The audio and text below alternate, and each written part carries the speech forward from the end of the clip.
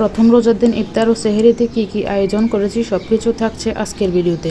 Hello everyone, আসসালামু আলাইকুম। কি খবর সবার? আশা করি সবাই খুব ভালো আছেন। অনেকদিন পর আরেকটা ব্লগ নিয়ে এসেছি। কিছুদিন ধরে এত বেশি ব্যস্ত ছিলাম যে একদমই লং ভিডিও আপলোড করতে পারি নাই। অনেকগুলো ভিডিও জমে আছে কিন্তু এডিট করার সময় পাচ্ছিলাম না। ফাইনালি আজকে প্ল্যান করলাম যেভাবে হোক আজকে একটা ভিডিও রেডি করতে হবে। আর ভিডিওটা ছিল যেহেতু প্রথম রোজা, তো পরে আপলোড করলে তো আর ভালো দেখাবে না, তাই আজকে যেই ভাবা সেই কাজ করলাম।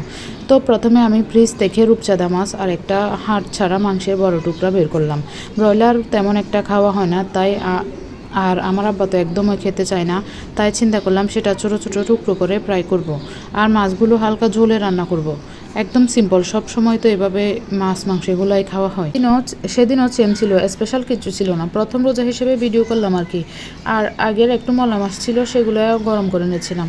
আর একটু বরবটি ভাজা করব। রোজার দিনে সবজি একদমই খাওয়া হয় না, তাই আর কিছু রান্না করব না। মানুষ হচ্ছে 3 জন, বেশি রান্না করলে নষ্ট হবে, যেহেতু ইফতারের পরেও ভাত খাওয়া হয় না, একেবারেই শুধু সেহরিতে খাওয়া হয়, তাই অপচয় করে তো আর লাভ নেই। চুলায় মাংসটা বসিয়ে দিয়েছি। আর আজকে আমি বরবটিটা একটু ভিন্নভাবে রান্না করলাম। এভাবে আমি মাঝে মধ্যে করি, অনেক মজা লাগে। সব কিছু মেখে তারপর একটু তেল বেশি দিতে হয় আর কি, ফ্রাই করে নিতে হয়। আপনারা কে কে এভাবে রান্না করেন আর যারা খাননি কখনো এভাবে, তারা একবার ট্রাই করে দেখবেন, ভালো লাগবে। এদিকে চুলায় বুট সিদ্ধ হতে দিয়েছি। আমি কয়েকদিনের জন্য একসাথে সিদ্ধ করে নিয়েছি, প্রতিদিন করতে অনেক ঝামেলা লাগে, তাই আমি একবারে 2 দিনের জন্য করে ফেলি। তারপর পেঁয়াজের ডালগুলো ব্লেন্ড করে নিচ্ছিলাম। সেটাও 3-4 দিনের জন্য করে নিয়েছি, ফ্রিজ থেকে নামিয়ে ইফতারের একটু আগে ভাজা করে নেব আর কি। আর আমার গাছের বেগুন দিয়ে বেগুনি বানাবো। গাছে একটা বেগুন ছিল, সেটা নিয়ে আসলাম। এটা অনেক আনন্দের, তাই না? নিজে গাছ লাগানো, সেটাতে ফল বা ফুল হলে অনেক আনন্দ লাগে। এটা একমাত্র তারাই বুঝবে, যারা গাছ লাগায় তারাই।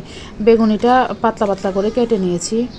বেগুনির জন্য বেসনটা রেডি করে নিয়ে এদিকে পেঁয়াজুর জন্য সব কিছু উপকরণ দিয়ে ডালগুলো রেডি করে নিচ্ছিলাম।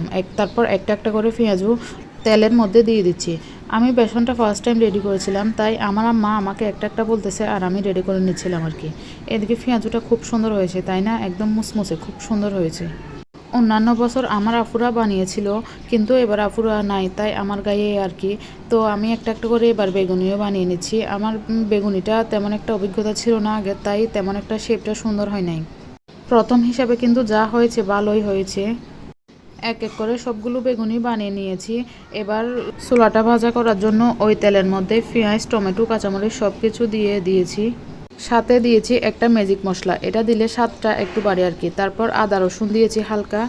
তারপর আলু দিয়ে লবণ, হলুদ, মরিচ দিয়ে একটু ভালোভাবে কষিয়ে নিয়ে এই তো উল্টে পাল্টে রান্না করে সবশেষে দিয়ে দিচ্ছি ধনেপাতা। পেঁয়াজু, বেগুনি, ছোলা সব শেষে এবার হঠাৎ মনে হলো ফালুদা রান্না করি নাই। কিন্তু আগের দিন আমার প্ল্যান ছিল সকালবেলা রান্না করে ফেলবো। তখন হঠাৎ করে মনে হওয়াতে আর ইফতারের আগেই আমি আবার ফালুদাটা রান্না করতেছি। তো প্রথমে জেলিগুলো রেডি করে এক পাকে কলা সিরাটাও রেডি করে নিচ্ছি। ইফতারের একটু আগে আমি ফালুদাটা বসিয়েছি, যেহেতু তখন ইফতারের টাইম হয়ে গিয়েছে। অন্যান্য আইটেম দিয়ে ইফতার করে ফালুদাটা পরে রান্না করার পর খাবো আর কি। যদি সকালে রান্না করে ফেলতাম তাহলে ইফতারের সময় ঠান্ডা ঠান্ডা খাওয়া যেত, তাহলে ভালোই লাগতো। কিন্তু তখন তো মনে ছিল না, তো কি আর করা, যেহেতু মনে ছিল না তখন রেডি করে কিছুক্ষণ ফ্রিজে রেখে তারপর তারাবির নামাজের পর বের করে খাবো আর কি। এই তো এটাই ছিল প্রথম রোজা। আমার ভিডিওটা প্রায় শেষ পর্যায়ে, কেমন হয়েছে সবাই অবশ্যই জানাবেন। আল্লাহ হাফেজ।